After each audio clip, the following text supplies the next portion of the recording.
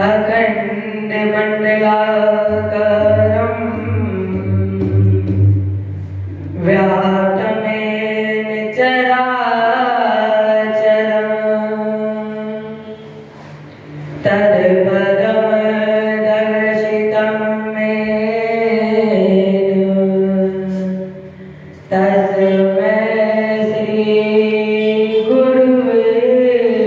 नमः। कृष्णाय वासुदेवाय हरये परमात्मने प्रणतक्लेशनाशाय गोविन्दाय नमो नमः।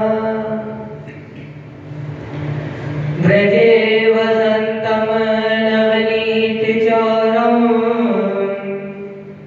गोपाङ्गनानां चतुकुलचौरम् अनेकजन्मार्जितपापचौरम्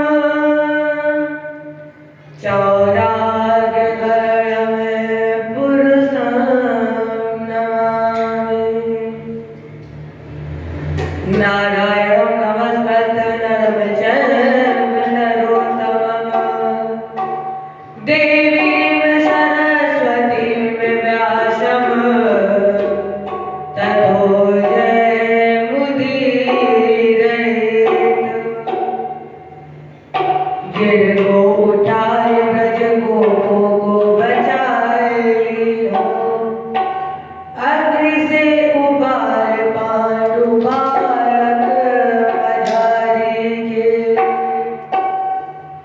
राखो गज घंटा तले बालक विहंगम को अनाज्ञो व्रत नेम धर्म पांडव किनारी को। गज की अरज सुन ग्राह से छुड़ायो शीघ्र भारत में डालो प्रण भीष्म ब्रह्मचारी को। तीन विद्या प्यारी है संत सुखकारी जो अमोह तो भरोसो भाई श्यामले बिहारी को। हे भारत के सारथी लाखों बार प्रणाम। आकर डोर संभालिए मन की चुटी लगाम। भगत भक्त भगवत गुरु चतुर नाम बपेक। भक्त के पग बंधन किए नासक वीर अनेक। करहु प्रणाम कर्म मन वाणी और करहु कृपा सेवक सुत जानी। अतुलित बलधाम शरण शैला बदे हम धन जीवन प्रसारम ज्ञानी नाम विगणम। सकल गुण निधानम वादिनाम दीशम। रघुपत प्रिय भक्तम वातजातं नमामि। रघुपत प्रिय भक्तम वातजातं नमामि। जय बोले गुरुदेव भगवान की, कृष्ण भगवान की, रामचंद्र की, उमापति महादेव की, आदि शक्ति दुर्गे मैया की, भागवत भगवान की, बजरंग बली की। जय जय श्री जय जय श्री जय जय श्री।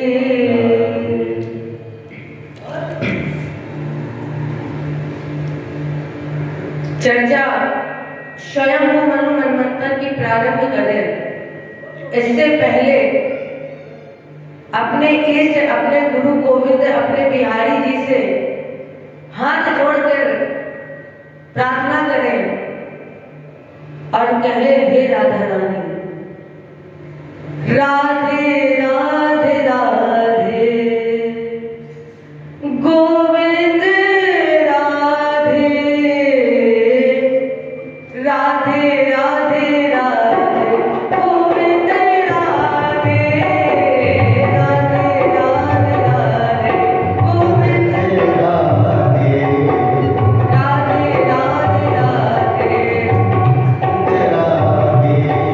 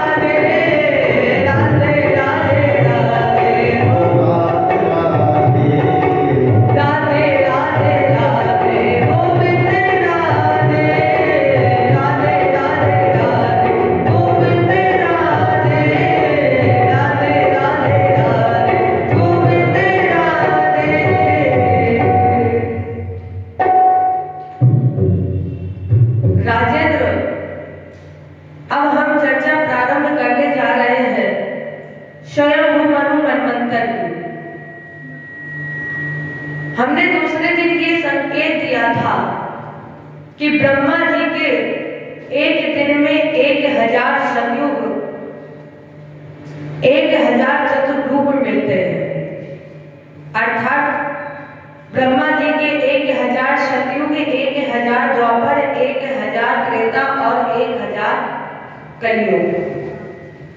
इतनी ही लंबी ब्रह्मा जी की रात है राजेंद्र, दोनों को मिलाकर कहते हैं कल्प।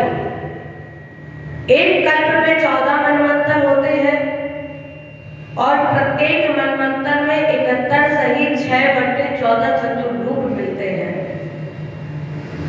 तामस में हरि मेघा नाम के एक संत थे, उनकी पत्नी से भगवान ने हरि रूप धारण किया और हरि रूप धारण करके गज का ग्रास उद्धार कर दिया।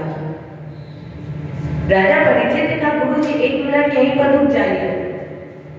क्यों?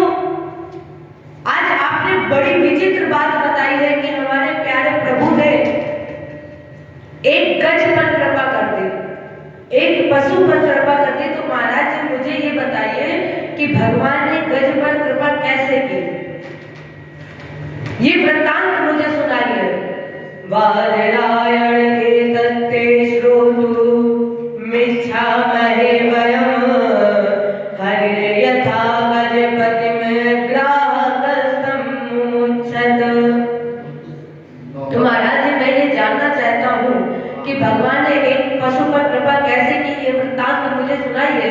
तो सुखदेव जी बोले, राजेंद्र, तस्य द्रोणायाम भगवते वरुणस्य महात्मा। यहीं पर वरुण भगवान का एक आश्रम था, ऋतुभान का सरोवर था और इसी त्रिकूट पर्वत पर रहता था एक गज। बल कितना? 1000 हाथियों का। इनकी 100 पत्नियां थी और प्रत्येक पत्नी से इनके 10-10 पुत्र थे और इन सबके अंदर भी 10-10 हजार हाथियों का बल था। अब राजन जरा सोचिए, जिसे इतना बल मिल जाए उसे अहंकार और अभिमान ना आए, ये हो ही नहीं सकता है। क्योंकि जब कोई व्यक्ति गरीब होता है तो वो गरीब से अमीर बन जाता है तो उसे भी अभिमान आ ही जाता है। तो पहला पद है बाहुबल, दूसरा पद है पदबल, तीसरा पद है धनबल। मानस भी कह रही है, क्या कह रही है? को अस जन्मा है जग माही, प्रभुता पाए काय मत नाहि। उसमें से राजेंद्र 2 पद और ऐसे हैं जहां पर अभिमान और अहंकार आता है, ये निश्चित है, ये तय है। कौन सा? चौथा स्थान है सम्मान बल। सम्मान में भी अभिमान और अहंकार छुपा है। कैसे? एक व्यक्ति है, उसने कभी जीवन में कोई कार्य नहीं किया जिससे उसका सम्मान किया जाए, लेकिन फिर भी कोई व्यक्ति अगर उस व्यक्ति का सम्मान कर दे तो उसे अभिमान आ जाएगा कि हमने कोई ऐसा कार्य नहीं किया, फिर भी लोग मेरा सम्मान कर रहे हैं। अब आप पूछेंगे कि आपके पास कोई प्रमाण है? शास्त्र में है। जिस समय भगवान ने सम्मोहिनी बंसी बजाई गोपियों को बुलाने के लिए महाराज में, जब भगवान ने सम्मोहिनी बंसी बजाई, गोपियां पहुंची हैं, तो आज भगवान ने उन गोपियों को विशेष प्रेम दिया और हाथ जोड़ करके बोले, स्वागतम भो महाभागा प्रियम किम करिवारिणा। हाथ जोड़ करके बोले, आओ प्राण प्रिय गोपियों। और जैसे ही कन्हैया ने बोला प्राण प्रिय, तो उन गोपियों के मन में अभिमान आ गया। 5वां बल है ज्ञान। ज्ञान में भी अभिमान और अहंकार छुपा है। ज्ञान में किसे अभिमान हुआ है? उद्धव जी को। और इसी उद्धव जी को अभिमान ज्ञान का जब हुआ तो नष्ट कराने के लिए इन्होंने पहुंचा दिया गोकुल। तो अब जैसे एक व्यक्ति रोज रामायण पढ़ता है, रोज रामायण पढ़ता है, अगर उस व्यक्ति से कह दिया जाए कि भैया चलो अखंड रामायण हो रही, हम सुनकर आते हैं, अगर उसे अभिमान होगा तो वो व्यक्ति तुरंत बोलेगा, अरे ऐसी रामायण तुम रोज पढ़ डालते हैं। अब जो पढ़ डालते हैं तो फिर डरी रहती है। रामायण पढ़कर अपने जीवन में उतारे तो वो सफल जीवन है। ऐसे तो कई लोग होते हैं जो रामायण को पढ़ डालते हैं। तो अब गज के पास धनबल, पदबल और बाहुबल, अपनी बल के मालिक होने के कारण इसने भगवान वरुण के विद्वान को तहस नहस कर दिया, नष्ट कर दिया। और नष्ट करने के बाद उस सरोवर में जल पीने का प्रयत्न, जिसके अंदर बैठा था ग्राह। ग्राह माने मगरमच्छ। एक जल का वीर था और एक थल का वीर था। लेकिन राजेंद्र, एक बात हमेशा याद रखना, जब किसी व्यक्ति के अंदर गर्व का अनुकरण होता है तो हमारे प्यारे प्रभु उसके गर्व के अनुकरण को जड़ से उखाड़ फेंकते हैं। एक क्षण नहीं लगा, जब गज ने उस सरोवर में जल पीने का प्रयत्न किया तो ग्राह ने पैर पकड़ के अंदर की ओर खींच लिया। जब अंदर की ओर खींचा तो पत्नियों ने और बच्चों ने सूर से सूर लपेटी, गज को बाहर की ओर निकालने लगे। बच्चे नहीं निकल पाए तो सूर से सूर हटाई और वापस चल पड़े। जब बच्चे चले तो गज ने कहा, बेटा तुम कहां जा रहे हो हमें छोड़कर? अरे मैंने तुम्हारे लिए न्याय यहाँ तक कि अपने जीवन का सब कुछ तुम पर निछावर कर दिया, और आज जब हमें तुम्हारी जरूरत है तो तुम छोड़कर जा रहे हो। बच्चे बोले पिताजी अब आप बचोगे नहीं, और जब आप बचोगे नहीं तो फिर हम कब तक उम्मीद लगाए रखें, कब तक खड़े रहे। इतना कहा बच्चे चल दिए। कुछ समय के बाद इनकी पत्नियों ने भी इनका साथ छोड़ दिया। और जब पत्नियां मुड़कर जाने लगी तो गज ने कहा अरे देवी तुम छोड़कर जा रही हो, तुम्हें तो अग्नि के फेरे सात वचनों के साथ फेरे दिए थे कि देवी एक दूसरे का सुख और दुख में साथ देंगे। और देवी जब आज हमारे ऊपर संकट है, जब आज हम दुखी हैं तो देवी तुम छोड़कर जा रही हो, कहाँ गए वो वचन। देवी ने कहा स्वामी आज जब इस धराधाम से चले जाओगे तो आपके जाने के बाद मुझे अपना सारा जीवन अपने बच्चों के साथ ही व्यतीत करना पड़ेगा, और जब हमें अपना जीवन बच्चों के साथ व्यतीत करना है तो फिर क्यों ना हम भी बच्चों के साथ ही चले जाएं। तो गज की पत्नियों ने और बच्चों ने जब साथ छोड़ दिया तो गज को उस तालाब में अंधकार नजर आया, कुछ नजर नहीं आया, अंधकार नजर आया। और उस अंधकार के मध्य में एक कमल का पुष्प दिखाई पड़ा। जब कमल का पुष्प दिखाई पड़ा तो गज ने सूंड बढ़ाई और उस कमल के पुष्प को तोड़ लिया, आवाज लगाई प्रभु मैं जान गया हूं कि संसार में मेरा कोई नहीं है, कोई किसी का साथ नहीं देता है। लोग कहते तो हैं कि हम सुख और दुख दोनों में तुम्हारे साथ है, लेकिन प्रभु मैंने आज ये जाना है कि चाहे सुख हो, सुख में एक बार भले थोड़ा बहुत साथ देंगे, लेकिन दुख में कोई किसी का साथ नहीं देता है। तो गज ने आवाज लगाई, प्रार्थना की, ओम नमो भगवते तस्मै यत हेत चिदात्मकम् अपुरुषाय बीजाय परेशाय विधीमहि नमो नमस्ते खिल कारणाय और निष्कारणाय यादभूत कारणाय सर्वगमनाय हरवाय नपोवर्गाय परायणाय। जब गज ने आवाज लगाई, प्रार्थना की प्रभु की, तो आज हमारे प्यारे प्रभु चतुर्भुजी रूप में प्रकट हो गए।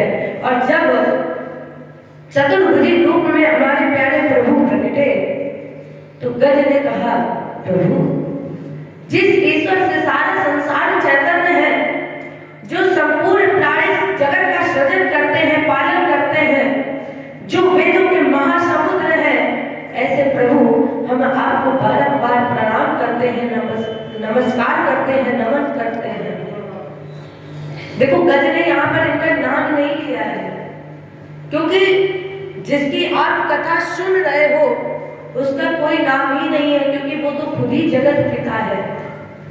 गज ने कहा ठाकुर जी हमने प्रार्थना की, आप मुझे दर्शन देने आए, और प्रभु आप भी जो मेरे हाथ में कमल का पुष्प देख रहे हैं ना, ये मैं आपको भेंट में देना चाहता हूँ।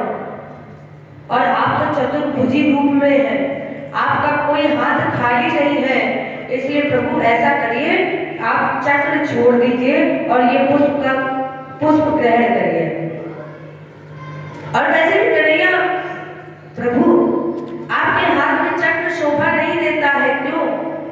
क्योंकि आप तो कमल की पंखुड़ी से भी ज्यादा नाजुक हो। क्या लिखा गया है इनके लिए? नवकंज लोचन कंज मुखकर कंज पंत कंजानुरम। और जब आप कमल की पंखुड़ी से भी ज्यादा नाजुक हो तो ठाकुर जी चक्र छोड़िए और ये मेरा कमल का पुष्प ग्रहण करिए। जैसे ही भगवान ने चक्र छोड़ा और कमल का पुष्प ग्रहण किया तो चक्र के छोड़ने से और पुष्प के ग्रहण करने से भगवान ने ग्रह का उद्धार कर दिया। अब राजेंद्र एक बात बताइए, क्या? देखो बुलाया गज ने था, प्रार्थना गज ने की, बुलाया गज ने था, लेकिन हमारे प्यारे प्रभु ने सबसे पहले ग्राह को क्यों उतारा? गज को उतारना चाहिए था क्योंकि वो बुला रहा था, ग्राह को पहले क्यों उतारा? भगवान ने बड़ा अच्छा उत्तर दिया और कहा जो भक्त मुझे बुलाते हैं, जो भक्त मुझे सच्चे दिल से सच्चे मन से बुलाते हैं, वो भक्त तरता है, ये निश्चित है। लेकिन जो बुलाने वाले भक्त के पैर पकड़ लेता है, उसे हम सबसे पहले तारते हैं, क्योंकि ग्राह पैर पकड़े था गज का, इसलिए भगवान ने पहले ग्राह को तारा और ग्राह को तारने के बाद फिर गज का उद्धार किया। अब ये जानिए कि गज क्या है और ग्राह क्या है। गज है जीव और ग्राह है हमारी आपकी मृत्यु। ये जो आपने गजेंद्र मोक्ष की कथा सुनी, ये हमें वास्तविकता का ज्ञान कराती है। गजेंद्रम मोक्षम पुण्यम रैवतम तुरंतम स्मृणु। ये गजेंद्र मोक्ष की कथा सुनी। ये जो गज का हाथी पूर्व जन्म में इंद्रधुम्न नाम का राजा था, अगस्त्य जी के शिष्य थे और भगवान विष्णु के भक्त थे। एक दिन ये इंद्रधुम्न नाम के व्यक्ति आसन लगाए हुए भगवान विष्णु की भक्ति में तल्लीन थे, भजन कर रहे थे, और इनके गुरुजी कब आ गए इन्हें पता नहीं चला। अगस्त्य जी वैसे भी क्रोधी, जब इनके गुरुजी आ गए इन्हें पता नहीं चला, तो इन्होंने अपने गुरुजी को प्रणाम नहीं किया, और जब गुरुजी को प्रणाम नहीं किया तो गुरुजी ने इन्हें आशीर्वाद दे दिया। अरे मूर्ख, तुम हाथी की तरह मस्त मतवाले बैठे हो ना, इसलिए जा, मैं तुझे श्राप देता हूं कि तू हाथी ही बन जा। अब जैसे ही श्राप लगा, कानों में आवाज पड़ी, एकदम से होश आया और गुरुजी के हाथ जोड़ने लगे। गुरुजी, आप कब आ गए मुझे पता ही नहीं चला। क्यों? क्योंकि आपने जो मंत्र, जो विधि विधान बताया था, जो उपाय बताया था, मैं उसी विधि विधान से उसी का मंत्र जप रहा था। और बताइए गुरुजी, अब इसमें मेरा क्या दोष है? मैं उसी भगवान विष्णु की भक्ति में तल्लीन था, तो अब गुरुजी मेरा कोई दोष हो तो मैं ये श्राप स्वीकार करता हूँ। और गुरुजी आप कब आ गए मुझे पता नहीं चला, इसमें मेरा अपराध क्या है? अगस्त्य जी ने कहा, देखो बेटा, अब वाणी तो मिथ्या नहीं हो सकती है, श्राप लगा है, श्राप दिया है तो ये लगेगा ही। और जिस तुम भगवान विष्णु की भक्ति में तल्लीन थे, जब शरीर छूटने का समय आएगा तब तुम्हारा मन उसी भगवान विष्णु में लग जाएगा। यही यहाँ हुआ। जब गज का शरीर छूटने का समय आया तो उसका मन भगवान विष्णु में लग गया, क्योंकि इन्हें अगस्त्य जी का श्राप था। और जब ये गंधर्व था, मुक्तो देवल शापेन, ये देवल नाम के महात्मा के श्राप से मुक्त हुआ। गंधर्व हुहु नाम का। देखो लोगों ने हुहु नाम क्यों रखा? वैसे तो नाम गंधर्व था, हुहु नाम क्यों रखा? क्योंकि इसे अनायास हंसने की बीमारी थी। जहां पर खड़ा होता था, बैठता था, केवल हंसता ही रहता था, तो लोगों ने इसका नाम रख दिया हुहु। एक बार देवल जी महाराज स्नान कर रहे थे और अंजलि में जल लिया, दूसरे किनारे पर ये हुहु महाराज। देवल जी ने स्नान किया, अंजलि में जल लिया, तर्पण करने ही जा रहे थे तो ये हुहु महाराज ने एक महाराज जी का पैर पकड़ा और अंदर की ओर खींच लिया। अब जब किसी व्यक्ति को जल में अचानक अंदर की ओर खींचो तो वो एकदम ऊपर की ओर उछाल मारता है। तो देवल जी महाराज एकदम से ऊपर की ओर उछले और ये किनारे पर हंस रहा था। महात्मा जी ने देख लिया और इसे श्राप दे दिया। अरे ये तेरा ही काम है, इसलिए हम तुम्हें श्राप देते हैं कि तुम मगरमच्छ हो जाओ। अब जब इन्हें श्राप लगा, देखो जब किसी को श्राप लगता है तब याद आती है परमात्मा की, प्रभु हमसे गलती हो गई है, अब क्या किया जाए। इन्होंने भी हाथ जोड़कर के कहा, महात्मा जी मुझसे गलती हो गई, मेरा कल्याण कैसे हो। अब यहाँ ध्यान देने की बात एक और है। जब आपके माता पिता, आपके गुरु, ब्राह्मण, संत अगर आपसे प्रेम करते हैं तो आपका कल्याण है, ये निश्चित है।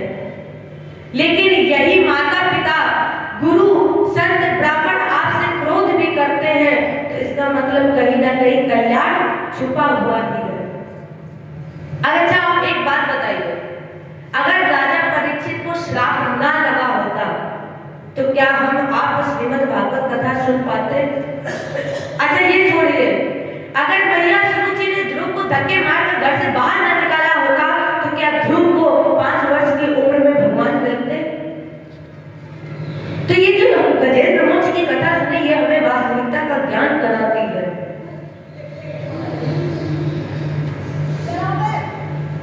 पांचवें मनु हुए दैवत, और इस दैवत के मनवंतर में भगवान ने पत्नी बैकुंठा से अवतार लिया और जिनका नाम पड़ा बैकुंठ।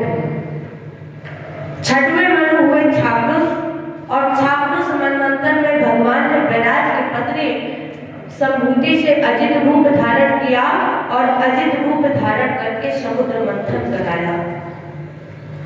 राजा परीक्षित ने कहा, महाराज यथा भगवता ब्रह्मण मथता क्षीर सागरा, भगवान ने अजित रूप धारण करके समुद्र मंथन क्यों कराया?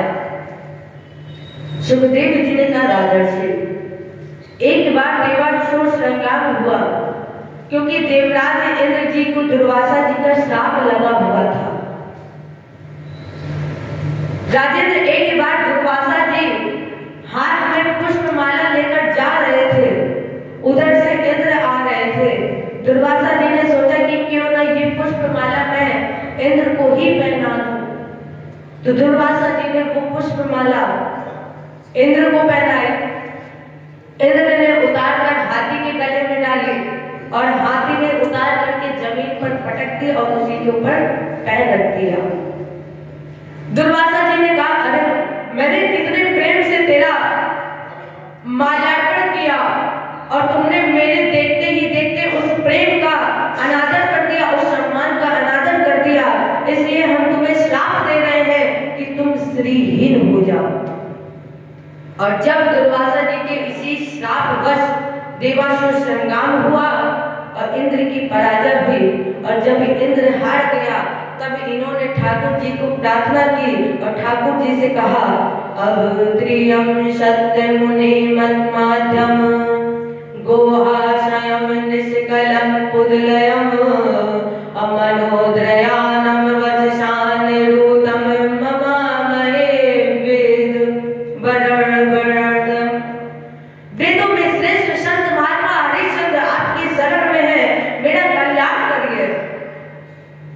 और हमारे भगवान बगैर वाणी के भी बोलते हैं, तो आकाशवाणी हुई, हे ब्राह्मण, हे संत, हे देवता, हे ब्रह्मा, हे शंकर, मैं जो कह रहा हूं उसे सुनो। पहले तो आपस में मित्रता कर दो, क्योंकि जब तक आपस में लड़ते रहोगे, बैर भाव रखोगे, तब तक तुम्हारा कुछ होने वाला नहीं है। तो पहले आपस में मित्रता करो, और जब मित्रता कर दो उसके बाद अगर कल्याण चाहते हो तो फिर करो मंथन। मंथन करने के लिए तुम्हें क्या करना पड़ेगा? मंथन करने के लिए तुम्हें मंदराचल पर्वत की मथानी मंथानम मंडलम कृत्वा नेत्रम कृत्वा वासुकी, उसी मथानी को घुमाने के लिए रस्सी बनाई वासुकी की। अब जब देवता और दैत्यों ने उस मंदराचल पर्वत को उखाड़ लिया और उखाड़ कर ले चले, तो वो देवता और दैत्य मंदराचल पर्वत का भार सहन नहीं कर पाए, और जब भार सहन नहीं कर पाए तो वो मंदराचल पर्वत जमीन पर गिर गया। चूड़यानास बहता भारेड़ कनिका चला। जब वो मंदराचल पर्वत, देखो मंदराचल पर्वत किसका बना हुआ था? कनिका, कनक माने सोने का। चूड़यानास, जब वो जमीन पर गिरा तो बिल्कुल चूर चूर हो गया। लेकिन हमारे ठाकुर जी ने क्या किया? जिस तरह एक बच्चा गेंद को उठाता है, आज भगवान ने उसी मंदराचल पर्वत को उठाया और गरुड़ की पीठ पर ले जाकर के समुद्र में स्थापित कर दिया। अब देवता दैत्य पहुंचे वासुकीनाथ जी के पास, कहा महाराज जी रस्सी बनवाइए। वासुकीनाथ ने कहा, देखो बेटा ये कार्य हमसे नहीं होगा, क्योंकि अगर ये कार्य हमने कर दिया तो एक तरफ रहेंगे देवता और एक तरफ रहेंगे जाएंगे दैत्य बीच में हम, तब तो हमारी हड्डी पसली टूट जाएगी। इसलिए ये कार्य हमसे नहीं होगा। हम तुम्हें अमृत दे सकते हैं। अब सब सोचने लगे कि ये कार्य, देखो केवल मनुष्य स्वार्थी नहीं है। लोग कहते हैं कि मनुष्य स्वार्थी है, मनुष्य बाद की श्रेणी है स्वार्थी में। अगर सबसे ज्यादा स्वार्थ से प्रेम करते हैं तो वो है देवता। स्वार्थ लाग करे सब प्रीति, असुर नर मुनि सबके यह रीति। अगर सबसे पहले ज्यादा स्वार्थ से प्रेम करते हैं तो वो है सुर, सुर माने देवता, इसके बाद है नर, नर माने मनुष्य, फिर संत। संत सबसे आखिरी में है और सबसे पहले देवता है।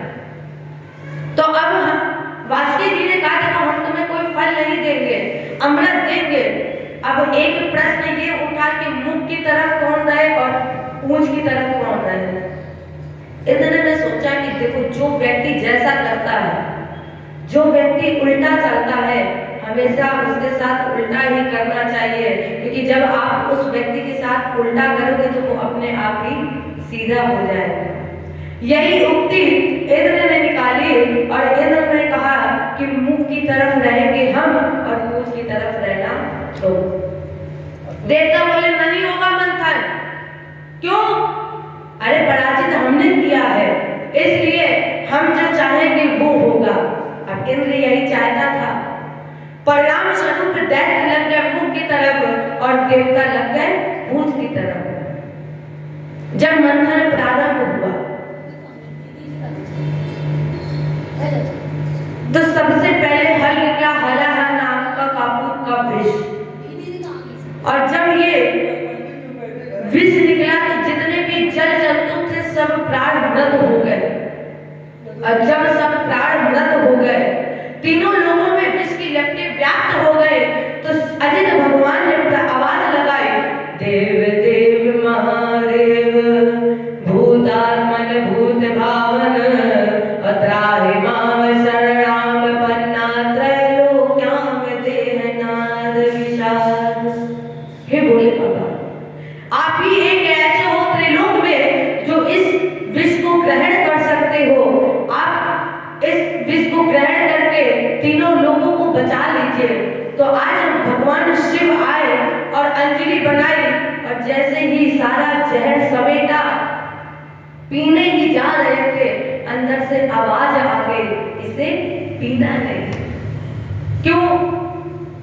क्योंकि आपके मन में, आपके दिल में हमारे ठाकुर जी के चरण विराजते हैं।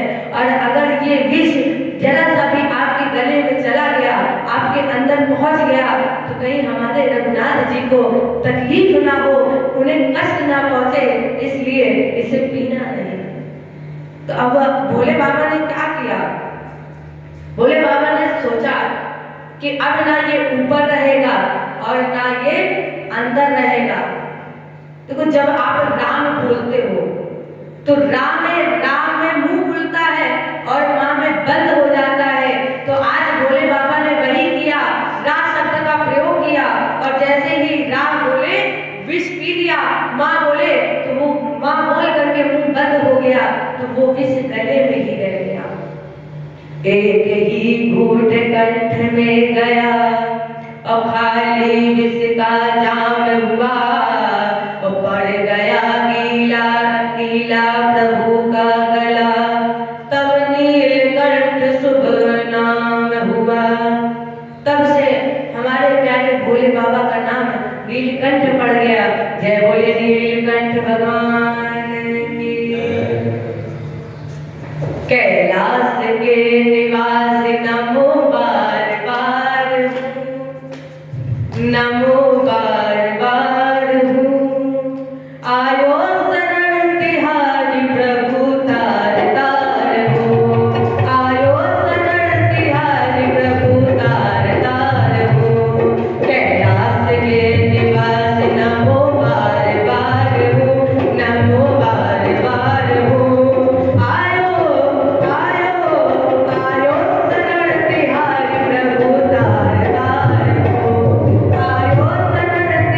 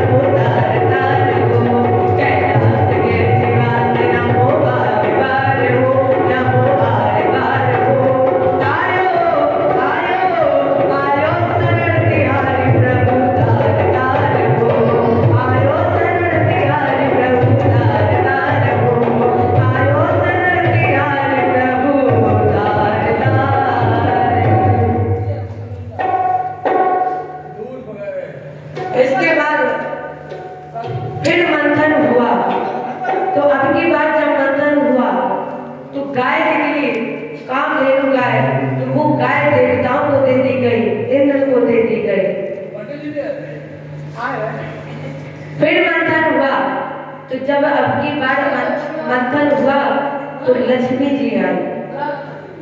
अब जैसे ही लक्ष्मी जी आई, सब अमृत को भूल गए और सब लक्ष्मी की चाह में भागने लगे। माने बलि और इंद्र कहने लगे कि अब लक्ष्मी जी का विवाह होगा तो मेरे साथ होगा। स्थिति यहाँ तक पहुंच गई कि युद्ध की तैयारियां होने लगी। भगवान ने बोला देखो आपस में क्यों लड़ रहे हो, ऐसा करो ये पुष्पमाला लक्ष्मी जी के हाथ में दे दो, उन्हें जिन्हें पहनानी होगी पहना देगी, आपस में क्यों लड़ रहे हो। तो सभी देवता बोले ठीक है। वो पुष्पमाला लक्ष्मी जी के हाथ में दे दी गई और सब लाइन से आसन लगाकर बैठ गए। सबसे पहले आसन पर बैठे थे भोलेनाथ। लक्ष्मी जी भोले बाबा के पास पहुंची। लक्ष्मी जी ने भोले बाबा को देखा और कहा, लक्ष्मी जी ने, भोले बाबा हमारा और आपका विवाह हो जाएगा। और जैसे ही लक्ष्मी जी ने भोले बाबा से कहा हमारा और आपका विवाह हो जाएगा, तो भोले बाबा एकदम चौड़े हो गए, अब लक्ष्मी जी हमारी है। जैसे ही इनके मन में अभिमान आया कि अब लक्ष्मी जी हमारी है, लक्ष्मी जी ने कहा लेकिन। अब जहां पर लेकिन आ जाए इसका मतलब कुछ ना कुछ गड़बड़ है। भोले बाबा ने कहा लेकिन क्या। लक्ष्मी जी ने कहा कहां तुम रहते हो, गुफा के अंदर कैलाश पर्वत पर, और हम कहां रहते थे, हमारा तुम्हारा विवाह नहीं होगा। इतना कहा, आगे बढ़े और दूसरे आसन पर बैठे थे ब्रह्मा जी। ब्रह्मा जी से भी कहा लक्ष्मी जी ने हमारा और आपका विवाह होगा, और ब्रह्मा जी को भी अभिमान आ गया। और जब ब्रह्मा जी ने कहा हाँ लक्ष्मी हमारी है, दो क्षण नहीं लगा, लक्ष्मी जी ने कहा लेकिन। अब ब्रह्मा जी ने भी पूछा लेकिन क्या। लक्ष्मी जी ने कहा देखो ब्रह्मा जी, आपको क्रोध बहुत आता है, इसलिए जब क्रोध आता है तो पता नहीं हम पे गलती हो ना हो, अब क्रोध आ रहा है तो हम पर चिल्ला दो, हमें तो गुस्सा आ जाएगी, इसलिए हमारा और आपका विवाह नहीं होगा। तीसरे आसन पर पहुंची, इंद्र बैठा था। इंद्र अपने आप ही सोच लिया कि लक्ष्मी जी हमारी है क्योंकि हम सुंदर हैं। लक्ष्मी जी से आज तक कोई बात छुपी नहीं है। लक्ष्मी जी ने कहा बेटा इंद्र हमारा और तुम्हारा विवाह नहीं होगा। क्यों? अरे तुम्हारी इतनी पत्नियां हैं और हमारा जिस किसी के साथ भी विवाह होगा उसकी केवल एक पत्नी होगी, वो हूं केवल मैं। आगे बढ़े, दैत्यराज बलि के पास पहुंचे। लक्ष्मी जी ने दैत्यराज बलि से कहा बलि वास्तव में तुम बहुत सुंदर हो, ऐश्वर्य हो, श्री हो, ज्ञान हो, योग्य हो, दानी हो, धर्मात्मा हो, उदार हो, तुम्हारे अंदर सब कुछ अच्छाइयां हैं। अब जब सब कुछ अच्छा है तो कमी कुछ नहीं रही। अब दैत्यराज बलि बोले लक्ष्मी हमारी विवाह हो गया। लक्ष्मी जी ने कहा बलि तुम्हें पता है तुम्हारे अंदर सारी अच्छाइयां हैं, लेकिन जो तुम्हारा खानदान है वो दैत्य कुल का है, इसलिए हमारा और तुम्हारा विवाह नहीं होगा। अब जब लक्ष्मी जी ने सबके अंदर कुछ ना कुछ कमी निकाली तो भगवान विष्णु कैसे पीछे रह जाए। लक्ष्मी जी भगवान विष्णु के पास पहुंचे। भगवान विष्णु ने कुर्सी उठाई और लक्ष्मी जी की तरफ पीठ कर ली और पीछे की तरफ। जब लक्ष्मी जी की तरफ पीठ कर ली फिर लक्ष्मी जी घूम कर गए। फिर भगवान विष्णु ने कुर्सी उठाई, लक्ष्मी जी की तरफ पीठ और पीछे की तरफ मुंह। तो भगवान विष्णु ने कहा कि ये तो बढ़िया है, इनने सबके अंदर कमी निकाली तो हम भी तो कुछ ना कुछ इनके अंदर कमी निकाल दें। क्योंकि लक्ष्मी जी के अंदर भी अभिमान था कि सब हमें चाहते हैं, सब हमारी चाहत रखते हैं कि लक्ष्मी जी हमें मिल जाए। जैसे ही भगवान विष्णु ने कुर्सी घुमाई, लक्ष्मी जी ने कहा हाँ ये मेरे पति बनने के योग्य है। और जैसे ही लक्ष्मी जी ने कहा कि ये मेरे पति बनने के योग्य है, भगवान विष्णु का 1 मिनट रुक जाओ। लक्ष्मी एक तरफा निर्णय मत कर लो, हमें ये नहीं पता है कि हम तुम्हारे पति बनने के योग्य है नहीं है, ये हम नहीं जानते, लेकिन इतना हम जानते हैं कि तुम मेरी पत्नी बनने के योग्य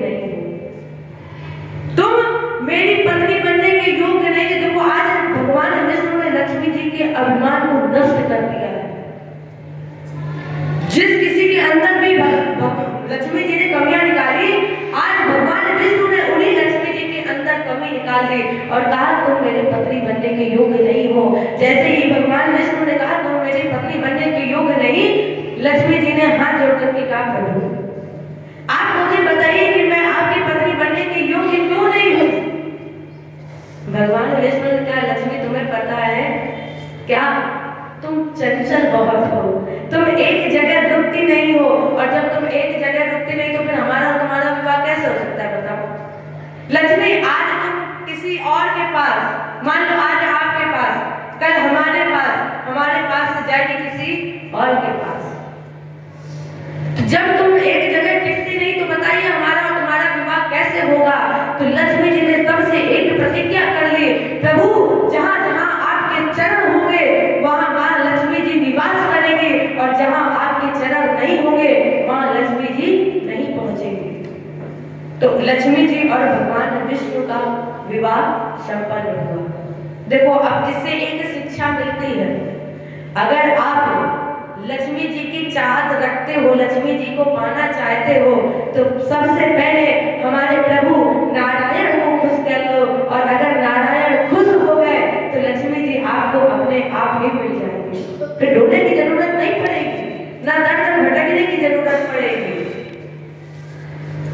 तो हर कोई ये चाहत रखता था, इसलिए भगवान ने जो क्षण नहीं लगाया था, लक्ष्मी जी के अभिमान को नष्ट किया और इनका विवाह संपादित हो गया। ये जो आपने मंथन सुना, समुद्र मंथन, श्रीरम मरुआरुणे अमीय शंख गजराज कल्पद्रुम ससुधेनु धनु धन्वंतरी विश्ववाज। देखो एक रत्न निकला और एक रत्न के साथ एक रत्न का बंटवारा हुआ। इस समुद्र मंथन से 14 रत्न निकले हैं। अंतर क्या हुआ, जिन्होंने अमृत पिया वो केवल देव कहलाए। अब जब फिर मंथन हुआ था तो एक तरफ थे देवता, एक तरफ सुर, लेकिन हमारे प्यारे प्रभु अब मोहिनी के रूप में आए, और जैसे ही मोहिनी के रूप में आए, इतना बढ़िया सुंदर रूप था, जिनके होठ पटे हुए कुंडलों की तरह लाल है, जिनके कानों में मकड़ेदार कुंडल बिजली की तरह चमक रहे हैं, हाथ में तोड़ियां पहने हैं और तन पर हल्के गुलाबी रंग की साड़ी है। जैसे ही बलि ने देखा सब कुछ भूल गया और देवी से कहा देवी आप मेरी पत्नी बन जाओ, और ये जो आप अमृत देख रही हो इस अमृत को लो और बंटवारा कर दो इसका।